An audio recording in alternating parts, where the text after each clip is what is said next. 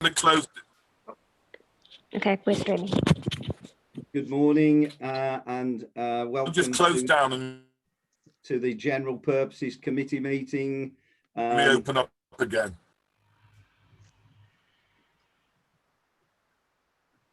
Do we have any apologies for absence? Yes, apologies from Chris Wall. Thank you very much. Do we have any written requests for dispensation? Oh, sorry, any declarations of interest?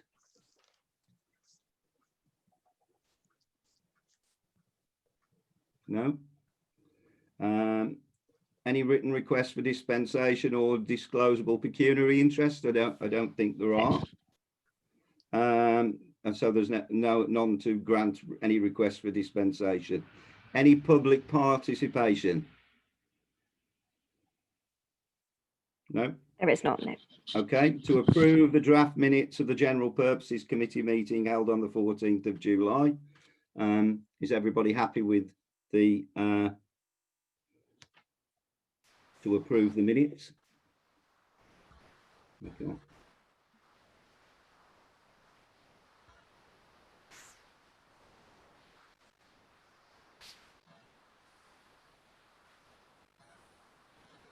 Okay. Just waiting for Kate, I think. Yeah. Kate, are you okay with the minutes? Okay, thank you very much. To adopt the draft notes of the subgroup meetings reporting to the General Purposes Committee. So that is the 7.1, the website and social media newsletter panel meetings held on the 21st of July and the 4th of August.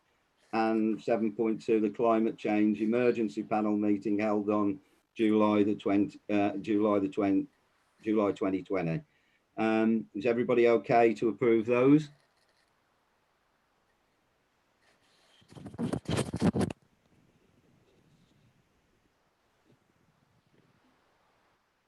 Jenny?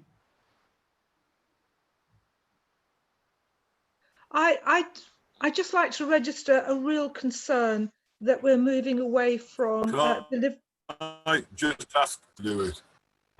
From delivering to every house. It's just a real concern of mine that I'm unhappy with that. I just needed to say that. Richard, did you? Yeah, thank you, Jenny. Richard? Sorry. Yeah, I know. Just ask where we are with bridging the gap in terms of timings now for this. And I understand what Jenny's saying, the 1,000 production and going online with a digital copy. Do we know what the timings are on that? I think Lisa? Yep, I've literally got the boxes of Bridging the Gap behind me. They were delivered yesterday, I believe. So they are ready to be collected by the councillors when they want to distribute to places in their ward. And I think I'll have a conversation with Councillor Howe after this about putting it online. So it should all be wrapped up by the end of the week, I hope. Excellent, thanks, Lisa. In that case, then, are we okay to approve both of those?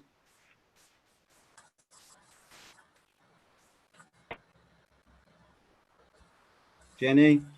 I'm not approving.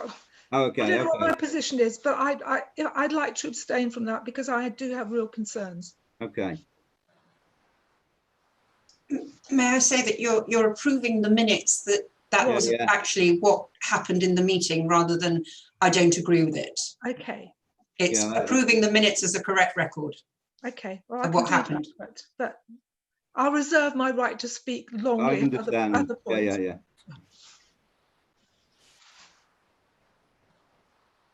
Kate, are you okay with? Okay. Right. Item 8, the Town Clerk's open report.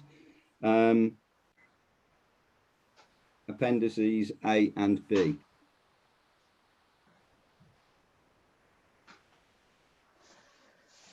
Thank you, Mr. Chairman. Unfortunately, the General Purposes Committee were unable to look at the proposed new terms of reference for the Community Services Committee at its last meeting, hence this meeting today.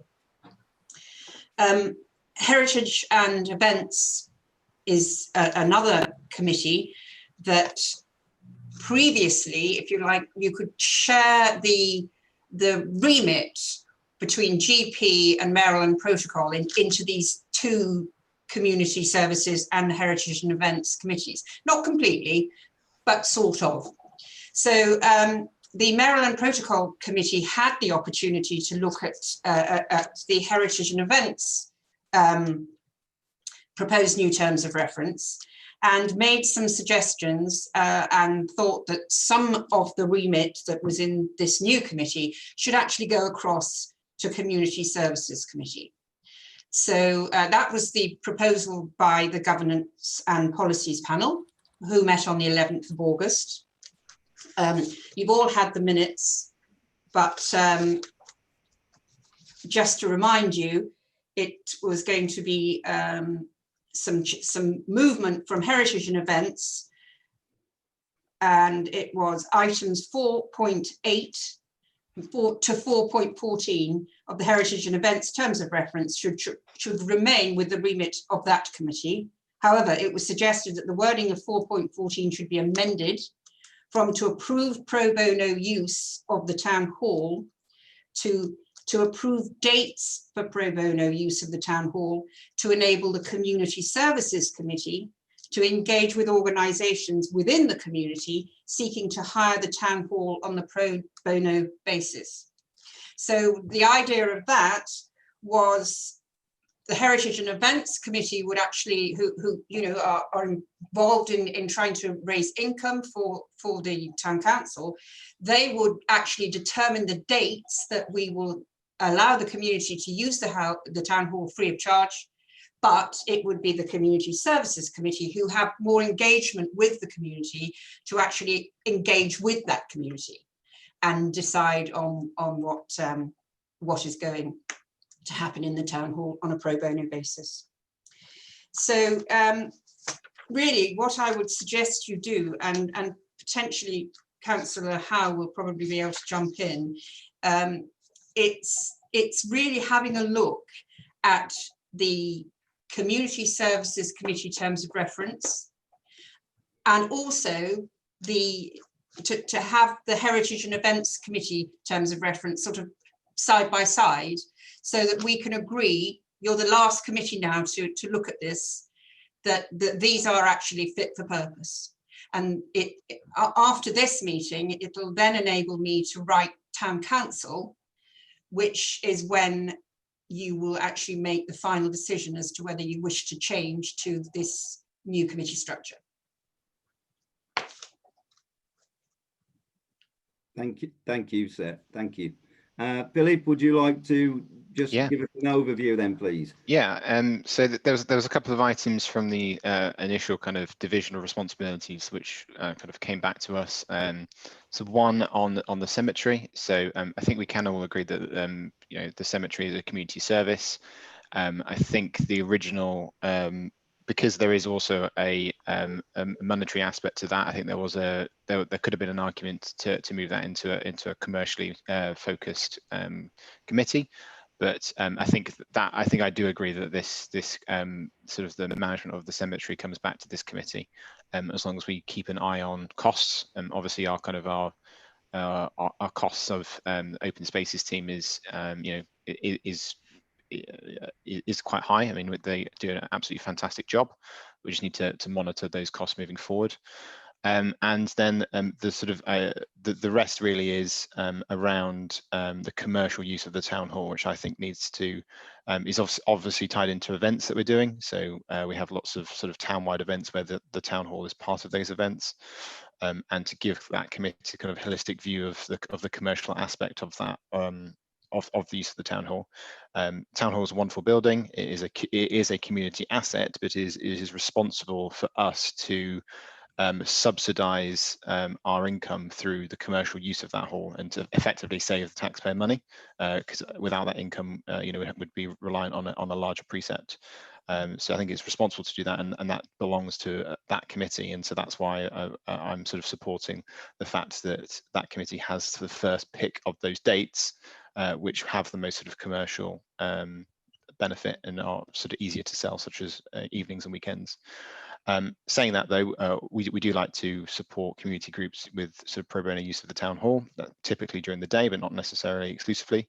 And so I thought it was quite a good compromise to say that they kind of sort of book out dates where they want to be able to sell, and then the rest of the dates come to us and we engage community groups, as the town clerk said. And so that I'm sort of quite comfortable with that kind of division of responsibility. Thank you, Philip. Richard?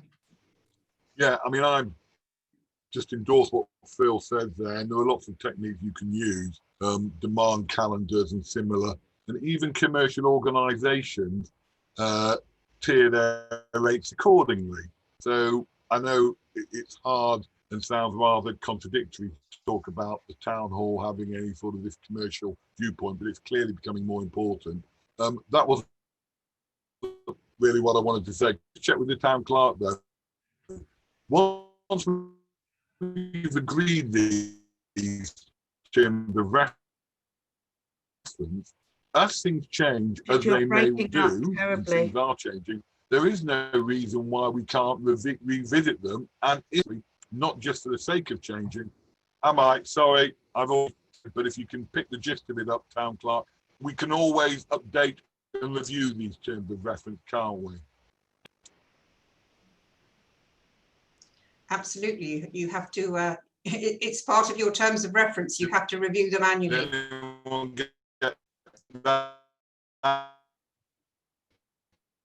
Not at all, you're all smart. Sorry, Richard, we're just struggling. We're just struggling I can say whatever I wanted. I'm going to put it on chat. I've taken my video off. You actually sound okay now.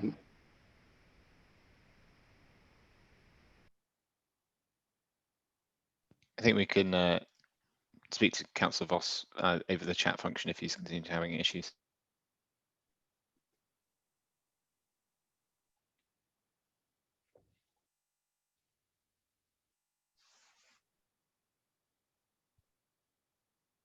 I can't see the any message. Is he on chat now?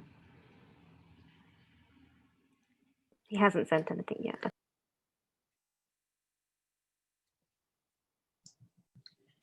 Lisa, I see with the chat that Councillor Foytick and Councillor Coles has sent apologies. Yes, I will note that. Yes.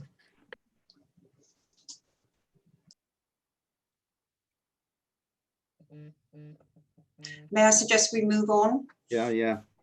Does anyone else have any comments concerning what Richard was just discussing, or can we move on? Mr.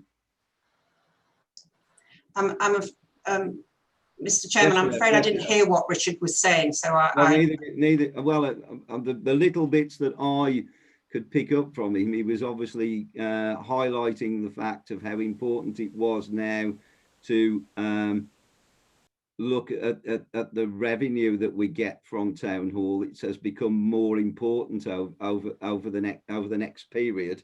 And highlighting the fact that the terms of reference obviously could be changed, but at a different period of time when they are reviewed. So if we agree these terms of reference, he was actually stipulating that maybe if there's something that needs amending at the review stage, we could change as and when.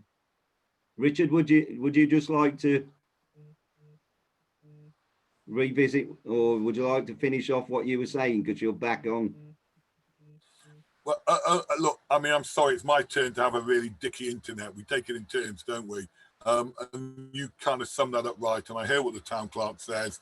I think we need to have the opportunity, and we clearly can, to revisit if things change. So we shouldn't be too concerned that these are going to control our future within the council. They're a guideline and a structure, and I'd fully back them. And I agree with what Councillor Howe said. Kate? Thank you, Chair. Thank you, Richard. Am I right in thinking, Sarah, that because a couple of people have said we can change as and when, but I believe we look at it annually. We can't just every meeting change our terms of reference. It has to be structured and it has to be done, I believe, annually. Is that correct, Sarah?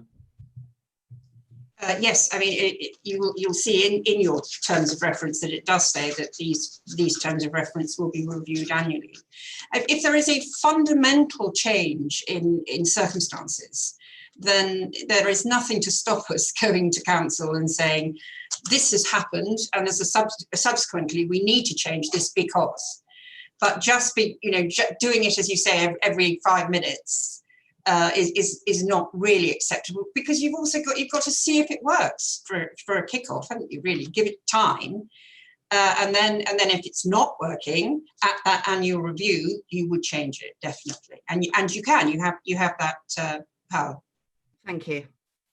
I actually think that's what Richard was implying, that it would be done at the annual review stage anyway. In that case, then, is everyone okay to accept and approve the terms and conditions? Kate? Yes, okay, I think that's everything. Thank you very much.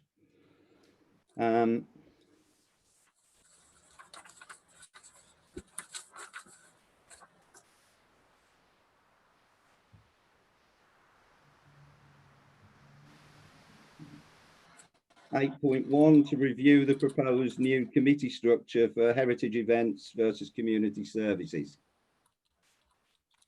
That's what we've just done, I believe. Okay, in that case then, right, I'm just lost my agenda. Date of next meeting then. Kate? 20th October, For convenience, would it be possible if Jenny and Kevin and Sarah and myself stay on after this meeting? I need to discuss some urgent highway situation, please. Okay. Thank you. Yes, I will stop the stream at the end of this, and then I'll Thank you. disappear. The next meeting is in October. 20th October. Okay, thank you very much then, and I'll close the meeting. Thanks very much for your input, and have a good day.